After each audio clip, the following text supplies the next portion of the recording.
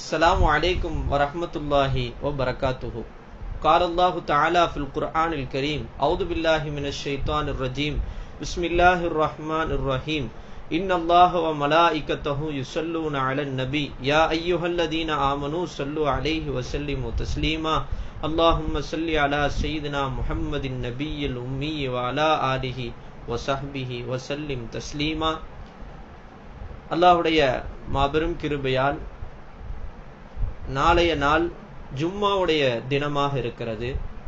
அதுவும் இன்றைய இக்கட்டான சூழ்நிலையிலே எல்லா மனிதர்களும், எல்லா முஸ்லிம்களும், ஆண்கள், பெண்கள், குழந்தைகள், படிக்கக்கூடிய மாணவர்கள் எல்லோரும் வீட்டிலேயே இருக்கக்கூடிய ஒரு சூழல் ஏற்பட்டிருக்கிறது.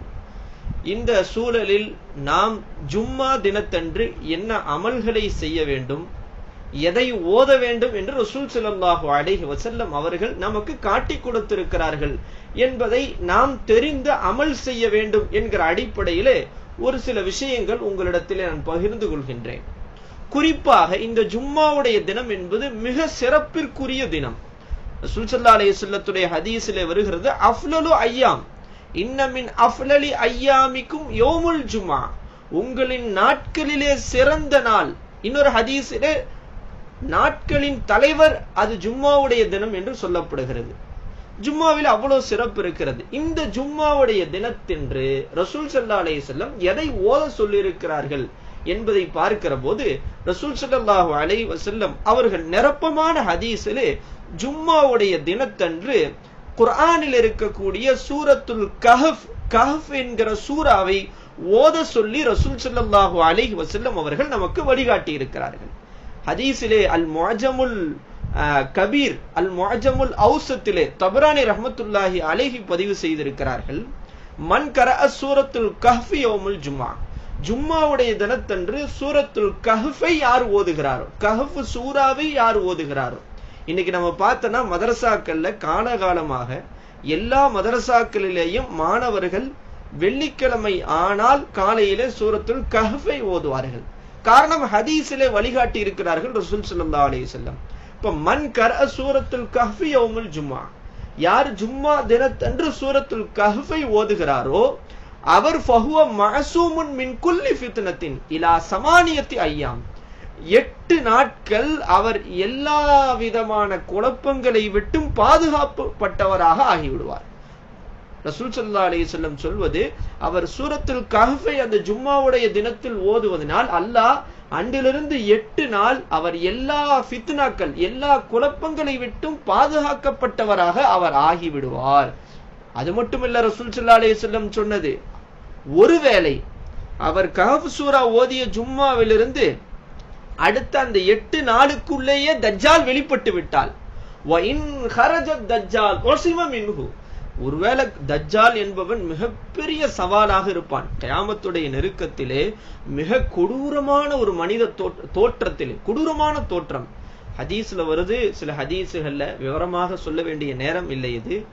ரசூல் ஸல்லல்லாஹு அலைஹி வஸல்லம் தஜ்ஜாலை பற்றி விவரித்து பேசிக் கொண்டிருக்கிறார்கள் சஹாபாக்களிடத்திலே. எந்த அளவுக்கு சஹாபாக்கள் பயந்து போய் உட்கார்ந்து இருந்தாங்கன்னா, எங்க தஜ்ஜால் இந்த செடிக்கு பக்கத்துல தான் நின்றுட்டு இருக்கிறானோ அப்படின்னு அவங்க பயப்படுற அளவுக்கு தஜ்ஜாலை பற்றி ரசூல் ஸல்லல்லாஹு அலைஹி வஸல்லம் வர்ணித்து சொன்னாங்க. சஹாபாக்களே பயப்படுகிற, திடுக்குகிற அளவிற்கு தஜ்ஜால் அவ்வளவு குழப்பம் நிறைந்தவன், தோற்றத்திலும் சரி அவன் செயலிலும் சரி மிக பயங்கரமானவன் அவன். அப்படிப்பட்ட அந்த தஜ்ஜால் அந்த நாட்களிலே வெளிப்பட்டாலும் கூட இவர் உஸிம மின்ஹு, அந்த தஜ்ஜாலுடைய குழப்பத்தை விட்டு இவர் பாதுகாக்கப்படுவார் என்று ரசூல் ஸல்லல்லாஹு அலைஹி வஸல்லம் சொன்னார்கள். அல்லாஹு தஆலா சூரத்துல் கஹ்ஃபை ஓதுவதின் மூலமாக அந்த வாக்கியத்தை, தஜ்ஜாலின் குழப்பத்தை விட்டு அல்லாஹ் நம்மை பாதுகாப்பானாக. ரசூல் ஸல்லல்லாஹு அலைஹி வஸல்லம் இன்னொரு ஹதீஸிலே சொல்லி காட்டி இருக்கிறார்கள். அபீ சயீத் அல் குத்ரி ரலியல்லாஹு அறிவிக்கிறார்கள், அன்ன நபிய ஸல்லல்லாஹு அலைஹி வஸல்லம் யார் கஹ்ஃப் சூராவை ஜும்மாவுடைய தினத்தன்று ஓதுகிறாரோ, அலா அலஹு மா பைனல் ஜும்அத்தைனி, அந்த 2 ஜும்மாவுக்கு மத்தியில் இருக்கக்கூடிய நாட்களில் அவர் ஓதிய சூரத்துல் கஹ்ஃப் அவருக்கு பிரகாசத்தை அளிக்கும் என்று சொன்னார்கள். சூரத்துல் கஹ்ஃப் அவருக்கு பிரகாசத்தை அளிக்குமாம். அதா என்று சொல்கிறார்கள். என்ன பிரகாசம் அளிக்கும்? ஒருத்தர் இருட்டுல இருக்கிறாரு, கடுங்கும்மான இருட்டு, அவரால் சரியா நடந்து போக முடியாது. வெளிச்சம் இருந்தால்தான் பாதையிலே சரியாக நடந்து போக முடியும். ஆக சூரத்துல் கஹ்ஃப் என்கிற இந்த சூரா அவர் நேர்வழியின் பக்கம் செல்வதற்கு இவருக்கு வெளிச்சத்தை கொடுக்கும் என்பதுதான் இந்த ஹதீஸினுடைய கருத்தாக இருக்கிறது. இன்னொரு ஹதீஸிலே ரசூல் ஸல்லல்லாஹு அலைஹி வஸல்லம் சொன்னார்கள், கஹ்ஃப் சூரா அவ்வளவு சிறப்பு பெற்ற சூரா, அதிலும் ஜும்மாவுடைய தினத்திலே ஓதினால் அது மிகவும் சிறப்பானதாக இருக்கிறது என்பது இந்த ஹதீஸின் வாயிலாக நமக்கு தெரிகிறது. இன்னும் கஹ்ஃப் சூராவுடைய சிறப்புகள் நிறைய ஹதீஸுகள் இருக்கிறது. ரசூல் ஸல்லல்லாஹு அலைஹி வஸல்லம் அவர்கள் சொன்ன ஹதீஸ் முஸ்லிம் போன்ற சஹீஹான கிதாபுகளில் பதிவு செய்யப்பட்டிருக்கிறது. மன் ஹஃபில அஷர ஆயாத்தின் மின் சூரத்துல் கஹ்ஃப், சூரத்துல் கஹ்ஃபில் இருந்து மொதல் 10 ஆயத்துகளை யார் மனனம் செய்கின்றாரோ ஒசிம மின் ஃபித்னத்தி தஜ்ஜால், அவர் தஜ்ஜாலுடைய குழப்பத்தை விட்டு பாதுகாக்கப்படுவார் என்று ரசூல் ஸல்லல்லாஹு அலைஹி வஸல்லம் சொன்னார்கள். இன்னொரு ஹதீஸ்ல சூரத்துல் கஹ்ஃபுடைய கடைசி 10 ஆயத்து, கடைசி ஆயத்துகள் என்றும் சொல்லப்படுகிறது. அப்ப சூரத்துல் கஹ்ஃபுடைய மொதல் 10 ஆயத்தை மனனம் செய்தாலே தஜ்ஜாலுடைய குழப்பத்தை விட்டு அவர் பாதுகாக்கப்படுவார் என்று சஹீஹான ஹதீஸ் ரசூல் ஸல்லல்லாஹு அலைஹி வஸல்லம் சொல்லி காட்ட இருக்கிறார்கள். அடுத்து ஹதீசுகள் இப்னு மாஜா போன்ற ஹதீசுகள்ல வருது, தஜ்ஜாலை பத்தி ரசூல் ஸல்லல்லாஹு அலைஹி வஸல்லம் சொல்லிக்கிட்டு இருக்கிறாங்க. அப்படி சொல்லிட்டு இருக்கும்போது சொல்றாங்க, உங்கள யாராவது அந்த தஜ்ஜாலை பார்க்க நேர்ந்தால் பார்த்தால் நீங்கள் என்ன ஓதி விடுங்கள், சூரத்துல் கஹ்ஃபுடைய ஆரம்ப ஆயத்துகளை ஓதிக்கொள்ளுங்கள் என்று சொன்னார்கள். சூரத்துல் கஹ்ஃப்ல அல்லாஹ் அவ்வளவு பெரிய விசேஷத்தை வச்சிருக்கிறான். தஜ்ஜாலுடைய மிகப்பெரிய குழப்பத்தை விட்டு நமக்கு பாதுகாப்ப இந்த சூரத்துல் கஹ்ஃபில வைத்திருக்கிறான் என்று இந்த ஹதீஸ் நமக்கு சொல்லுகிறது. அது மட்டுமல்ல, ரசூல் ஸல்லல்லாஹு அலைஹி வஸல்லம் அவர்கள் சொன்ன ஹதீஸ் நிறைய கிதாபுகளிலே பதிவு செய்யப்பட்டிருக்கிறது.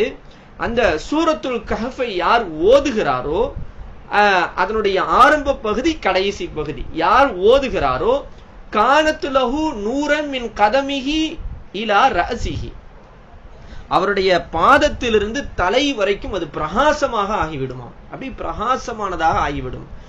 யார் சூரத்துல் கஹ்ஃபை முழுவதுமாக ஓதுகிறாரோ அந்த கஹ்ஃப் சூரா அவருக்கு பிரகாசமாக ஆகிவிடும். எதுல இருந்துனா மின் கதமிஹி இலா ரஅசிஹி மினல் அர்தி இல ஸமாயி என்று ஹதீஸ் வருகிறது. அவர் பூமியிலிருந்து வானம் வரைக்கும் அவருக்கு பிரகாசம் ஏற்படும் என்று ரசூல் ஸல்லல்லாஹு அலைஹி வஸல்லம் சொன்னார்கள். அவ்வளவு சிறப்பு பெற்ற சூரா. ஒரு சஹாபாக்களுடைய வாழ்க்கையிலிருந்து ஒரு நிகழ்வு ஒன்று பதிவு செய்யப்பட்டிருக்கிறது. ஒரு நாள் ஒரு சஹாபி அவர்கள் ஒரு மனிதர், ஒரு சஹாபி சூரத்துல் கஹ்ஃப் ஓதிக்கிட்டு இருக்காங்க. ஓதிக்கிட்டு இருக்கும் போது திடீர்னு வானத்துடைய மேகம் மூட்டை அப்படியே என்ன செய்யுது, மேகம் அப்படியே மூடுது. மூடும் போது பார்த்தா அங்க கட்டப்பட்டு இருக்கக்கூடிய ஒரு ரிவாயத்துல குதிரைன்னு வருது, ஃபர்ஸ்ன்னு வருது, இன்னொரு ரிவாயத்துல தாபத்துன்னு வருது. அது அப்படியே மிரளுது, மிரண்டு போகுது. உடனே இந்த சஹாபி நேரம் ரசூல் ஸல்லல்லாஹு அலைஹி வஸல்லம் அவங்கள்ட்ட வந்து சொல்றாங்க, யா ரசூலல்லாஹ், இந்த மாதிரி நடந்துச்சு, நான் கஹ்ஃப் சூரா ஓதன, விலங்கு வந்து மிரள ஆரம்பிச்சிச்சு, அப்படி வானம் மேகமூட்டை அப்படி வந்து சூழ்ந்துச்சுன்னு சொன்னப்ப ரசூல் ஸல்லல்லாஹு அலைஹி வஸல்லம் அவர்கள் சொன்னார்கள், அது வேற ஒண்ணும் கிடையாது, அது என்ன அப்படின்டா சகீனத், அல்லாஹ்வுடைய வானத்திலிருந்து நீங்க கஹ்ஃப் சூரா ஓதுனீங்கல்ல, அது குர்ஆனுடைய வசனம் அல்லவா, சூரா அல்ல, சூரா தானே ரொம்ப முக்கியமான சூரா, அதனால் வானத்திலிருந்து சகீனத் அமைதி இறங்கியது. குர்ஆனோடு நீங்கள் ஓதக்கூடிய இந்த குர்ஆனில் கட்டுப்பட்ட இந்த சூரத்துல் கஹ்ஃபுடன் வானத்திலிருந்து சகீனத் என்கிற மன நிம்மதி இறங்கியது. அதனால் தான் அந்த மேகம் அப்படியே சூழ்ந்து அந்த விலங்குகள் எல்லாம் அப்படி மிரண்டது. அது சகீனத்து, வானத்திலிருந்து இறங்கிய சகீனத் என்று ரசூல் ஸல்லல்லாஹு அலைஹி வஸல்லம் சொன்னார்கள். இந்த ஹதீஸ் திருமிதியிலே கூட பதிவு செய்யப்பட்டிருக்கிறது. ஆக எல்லாம் வல்ல அல்லாஹ் நல்லடியார்களே, இந்த ஜும்மாவுடைய தினத்தன்று நாம் சூரத்துல் கஹ்ஃபை ஓதி நாமும் ஓதுவோம், நம்முடைய வீட்டில் இருக்கக்கூடிய எல்லோரையும் ஓத வைப்போம், நம் சார்ந்தவர்களையும் இதனுடைய பலனை சொல்லி ஓத வைத்து நாளைக்கு கொடிய தஜ்ஜாலுடைய குழப்பத்தை விட்டும் சமூகத்தில் ஏற்படுகிற அத்தனை குழப்பங்களை விட்டும் எல்லாம் வல்ல அல்லாஹு தஆலா நம் அனைவரையும் அல்லாஹு தஆலா பாதுகாத்து அருள் புரிவானாக என்ற நல்ல துஆவோடு இதை நீங்கள் அமல் செய்வீர்கள் என்கிற நல் ஆதரவோடு என்னுடைய சிற்றுரையை நிறைவு செய்து கொள்கிறேன். அஸ்ஸலாமு அலைக்கும் வரஹ்மத்துல்லாஹி வபரகாத்துஹு.